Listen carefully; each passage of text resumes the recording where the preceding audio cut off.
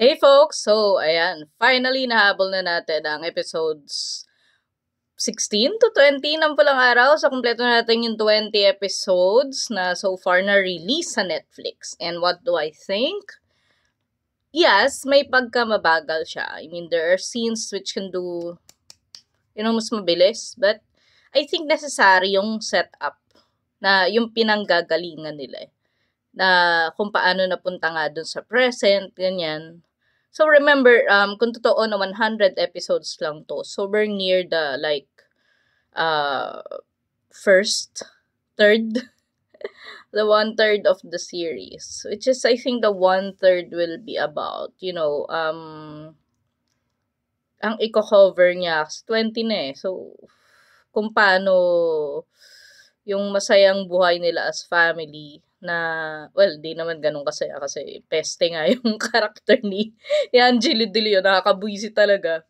Diba? Ba't ang galing niya dyan, fairness? Maaano ng war. So, diba? Hindi, ang ganda actually ng pagkakasulat ng mga conflict, particularly yung between, Teresita and, gusto mo yun, 20 episodes. Hindi ko na pinade na mental back ako. No, character ni Barbie. Yun. Kasi, hindi siya basta mag-aagawan sa lalaki. Hindi ganun eh. Diba? I mean, sige, medyo spoiler na to. But it's conflict na duty sa family, ganyan. And actually, hindi naman, diba, hindi naman gusto ni, diba, ni Sanya si Hiroshi, diba? So, weird no, hindi ko malala. Hindi mo character ni Barbie. Sa kanya ako galing na galing. Galing ni Barbie. Yun talaga yung mga ganun niya. Shit. Parang dito sa buong palabas, parang siya yung kaya lumebel kay Dennis Trillo. And ayan, in-introduce na nga yung character ni Dennis Trillo. Na may, sa pangalan niya, di ba, may Saito. Feeling ko talaga, kung nanood kayong Samurai X, kasi yung tayo pa lang niya, even yung looks, parang feeling ko, itong, kung sino man nag-conceptualize ng character niya, parang inspired dun sa Saito. Na, kulala nyo sa Samurai X, yung mahilig mag-yosi, tapos pag yung sword niya, wala lang nga, astig lang. Kasi si Dennis talaga isa sa mga favorite kapuso artist ko ever since. And actually, naka-work ko na siya sa Shake, Rattle, and Roll. I don't know if you'd remember me, I did a role as a nurse. Basta yung parang army slan, whatever. Ko alam kung may zombie pa yun. Basta army siya dun. So, he's really nice and kind because the scene was supposed to be magwawala siya and stuff. And he was trying to be gentle talaga. Pero, syempre, di ba, tumalsi kami accidentally. So, it's like fake pag wala. But it looks real on screen. So, yung short, ano pa ba? Basta ang galing nila eh. Na-surprise din ako. Nakita ko na parang yung recording pala ng kanta, di ba? Lalo na si Barbie, she's known as a singer. Sila pala talaga yung nag-record. Kasi nag-voice lesson sila. So, nakakatuwa na may mga ganong effort. Then si Alden, you see this other side of him, di ba? Angsty, basagaulero, di ba? May areas of improvement pa rin. But, so far, satisfied ako kay Alden dito eh. Satisfied ako sa kanya.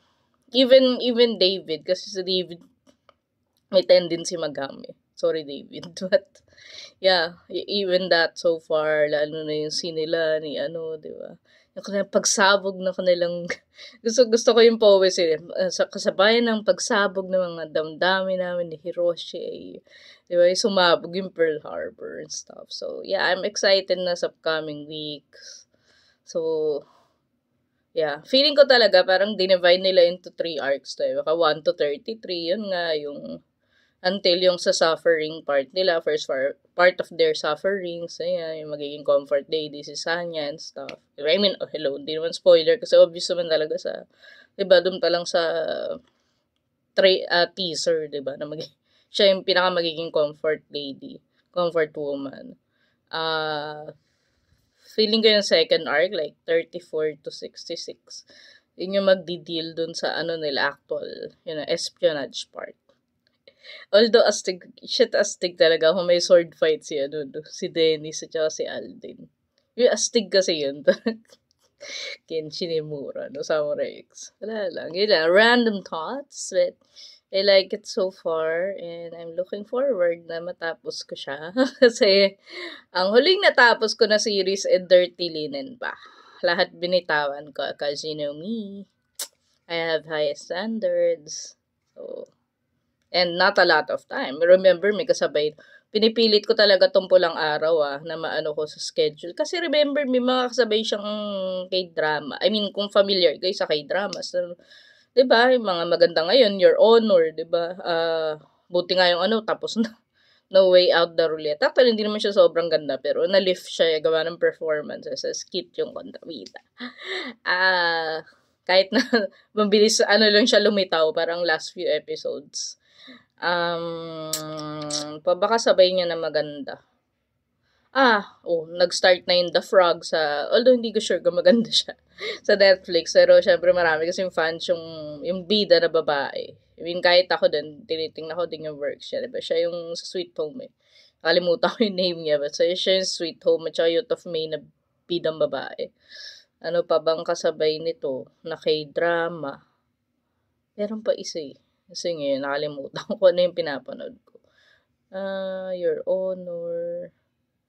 Hindi, yung Tyrant kasi baka iba, hindi pa tapos manood ng 40, nag-premiere yun. Hindi siya ganun kaganda. Huwag niya sa Disney Plus. May isa pa ako pinapanood, tapos sa kalimutan ko gusto niyo. Sunod pa ako anime, syempre, basta nag-Honor Kings tayo. So talagang sinisingit ko talaga Tumpo ng araw. So, ganun siya kaganda. Kaya may area of improvement, but so far, ito yung parang, world class talaga. To be fair, kahit ako, diba, hindi ito sponsored or anything, hindi naman ako gaya ng mga iba dyan na invite sa press con, and stuff. So, this is an honest review.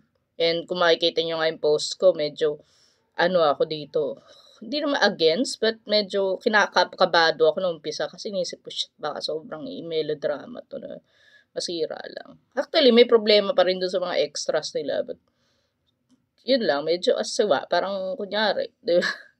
Nasa art gallery kami langaw, parang ganun yung level kasi pag nakakita ka ng tsakang extra, but anyway, hindi naman siya enough para ma-deter ako na, ayoko na manood. So, yun lang. Haba.